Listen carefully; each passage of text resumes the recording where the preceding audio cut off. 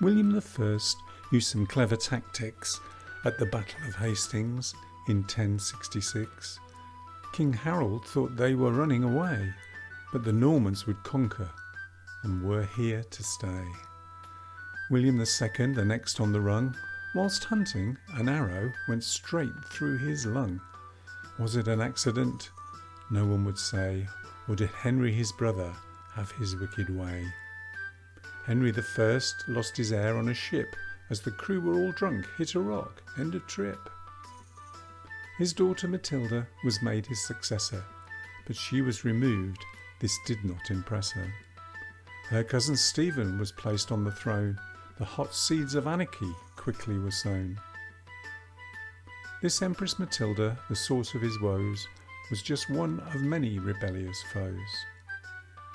Henry II, a king of renown, was 20 years old when he lifted the crown. A strong reputation, but soon he would wreck it. His knights went and murdered St. Thomas a Becket. Richard I of Lionheart fame spent much too long on the crusading game. His trips to the Holy Land cost England dear. 6 months of his reign was the time he spent here. Then cruel King John ruled. He was a non-starter. The barons compelled him to sign Magna Carta. Hated and feared, to his throne he would cling, often described as the worst English king. Henry III was 9 years of age when he became king. 'Twas a difficult stage. His barons rebelled and on justice were bent, and so he created the first parliament. Edward I tried to unite the land. He defeated the Welsh and the Scots made a stand.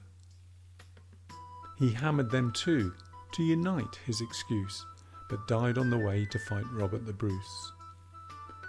Edward II, weak, pale and wan, was besotted with someone called Piers Gaveston. Deposed by his wife and her lover, a rascal, tortured to death in old Berkeley Castle. Edward III reigned for 50 long years. His ambitions in France put the state in arrears.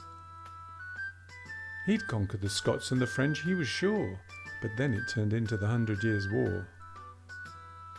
Then came Richard II, unbalanced by grief. His poor wife had died, and he gave no relief to his subjects, but they gave him quite a sharp jolt with Wat Tyler leading the peasants' revolt. Henry of Lancaster came back from France, became Henry IV. He had taken his chance. He spent much of his reign holding on to his power, fighting plots and rebellions and Owen Glendower. Henry, his son, the 5th king called Hal, was a leader who knew how to raise men's morale. A victory he won in an Agincourt field. The French lost 6,000 and were forced to yield. Dysentery killed him whilst on a campaign, and his only heir was one too young to reign. His son was a baby when he became king, unable to rule, and, here's the thing, Henry VI was plagued by a spectre in Richard of York, who became the protector. He challenged young Henry's right to the throne. His actions were those many could not condone. A civil war started, a dark, deadly hour, and Henry was murdered in London's tall tower. Edward IV was the first Yorkist king, who knew just what kind of trouble he'd bring. Duke Clarence, his brother, was drowned in the tower in a barrel of Malmsey, a very dark hour. Did Edward arrange for young Henry to die? What was his motive? We still don't know why. Edward V was crowned aged 13, reigned only 2 months. He was barely seen. Did his uncle have Edward locked up in the tower with his brother, Richard? 'Twas their final hour. Had that cruel Duke of Gloucester ordered their deaths as he became king when they took their last breaths? And so he became wicked Richard III, murdering many who dared say a word against his nefarious methods so chilling, deception and treachery, kidnap and killing. Henry of Richmond arrived on the scene. He married Elizabeth, made her his queen. Uniting the houses of York and Lancaster, killed Richard at Bosworth, Now he was the master.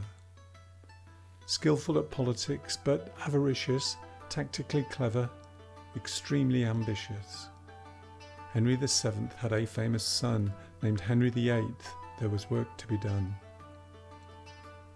Changing religion to divorce his wife, Queen Catherine of Aragon, she kept her life. But Kate Howard and Anne Boleyn both lost their heads, accused of encouraging men to their beds. Rumours were spread. Did he suffer from guilt? The monasteries crushed and a navy was built. The pain from his leg ulcer never would cease, and when he died he was very obese. Edward VI, to rule was his fate. The country became a more Protestant state. He was 9 years of age when he became king. A regency then took him under its wing.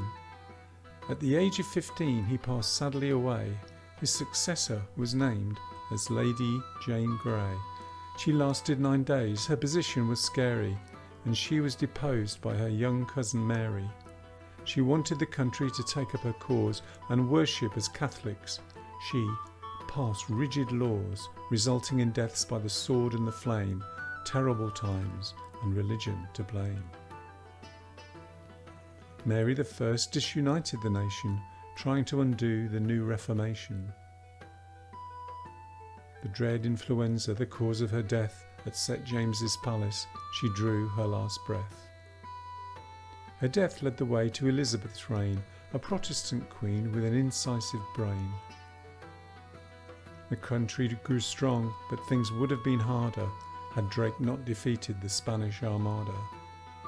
With Cecil and Hawkins and Raleigh to guide her, the reach of the country grew wider and wider. Her cousin Mary, then Queen of the Scots, laid claim to her throne, tied the nation in knots. Did she plot to take power? Did she have a good reason? She was caught hatching plans and beheaded for treason. Elizabeth died. She was never a mother, so James came from Scotland. There could be no other to take up the reins, quite a scholarly Scot. He was nearly destroyed by the gunpowder plot. He wrote treatises on witchcraft, tobacco and hell, had the Bible translated to English as well. His son was the flamboyant King Charles I. He argued with Parliament, Puritans cursed. The divine right of kings was his simple belief, so the civil war started, inflicting much grief. His profligate spending and liberal ways had him tried for treason, the end of his days. A platform was built. It was what Charles had dreaded. In Whitehall that winter, the king was beheaded. Then Oliver Cromwell became Lord Protector. His new model army had him as director. His Puritan ways seemed both joyless and strict. He even banned Christmas. It's hard to predict how Britain would be had the Commonwealth stayed, but his son took the reins, and young Richard delayed the return of a monarch by less than a year, when Wild Charles II was asked to appear back from the continent. Now he'd preside as their new merry monarch. They hoped he would guide the country back on a more moderate course. He had many mistresses, did not divorce.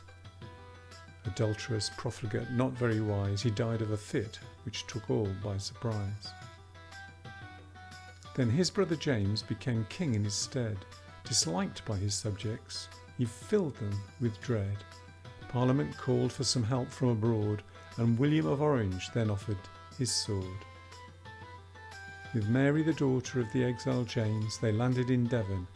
They weren't playing games. They marched up to London with thousands of men, and jointly they reigned. Peace was restored again.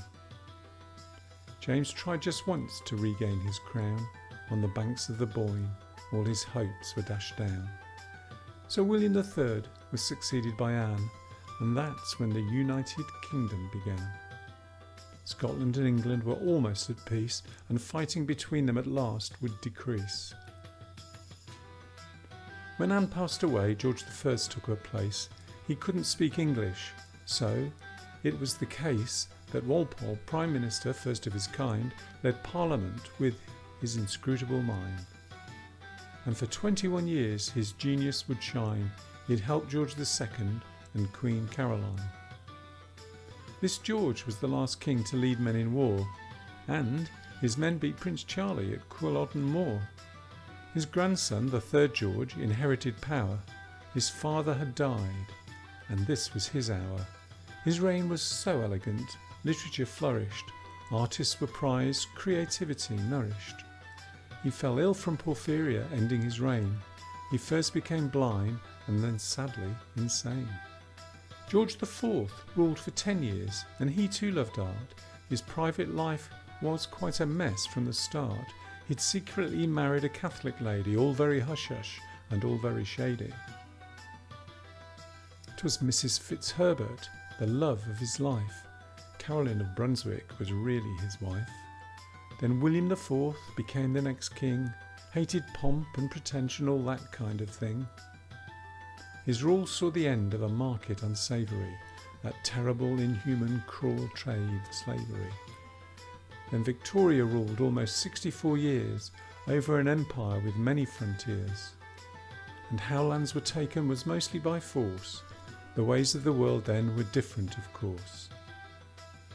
Her husband, Prince Albert, had drive and ambition, and he inspired the Great Exhibition. He introduced Christmas trees into the land, promoted technology, music, and planned museums and concert halls, colleges too. His vision and zeal you could not misconstrue. He died of typhoid. Victoria's life was changed now forever, a sad grieving wife. Her reign saw the empire double in size, and India, jewel in the crown, was the prize. She carried on ruling till 1901, reigned for 63 years, now her work was done. Edward VII loved racing his horses, often seen mingling at certain race courses. A worldwide ambassador, quite a performer, was known as an army and navy reformer. His wife Alexandra was beautiful, kind, his wandering eyes she did not seem to mind. One Alice Keppel, whom he had misled, as he lay dying, was brought to his bed. A gesture of kindness, a wife's final act for her dying husband, some way to react. George V did not think he would be king. His brother had died. An engagement ring he gave to his late brother's young fiancée. Married Mary of Teck, for that was the way courtly marriage was done. He'd a lot on his plate with the troubles that led to the free Irish state and the Great War, where so many millions would die, in which old rules of combat just did not apply. His wireless Christmas Day broadcasts, we know, were aimed to unite all his subjects and show that together the country could be proud and strong. It worked for a while, but it wasn't long before Edward his son caused him sadness and grief. He loved Mrs. Simpson, so his reign was brief. She was a woman who'd been twice divorced, and Edward VIII felt that he had been forced to give up the throne, and it was his fate to yield to the pressure and so abdicate. The country was shocked, they knew little of her, but these royal incidents caused quite a stir. His brother, named George, was steady and strong. He was timid and nervous. It didn't take long for the public to realise that he was shy, but despite his reticence, he had really tried to rally the country. He'd not acquiesce. The bombing of London had made a huge mess. But George and his queen stayed in London throughout the years of the war, and there can be no doubt their presence was very important to all. They stayed in the city. The Blitz took its toll. So many changes then followed the war. The new NHS really opened the door for everyone to get the healthcare they needed.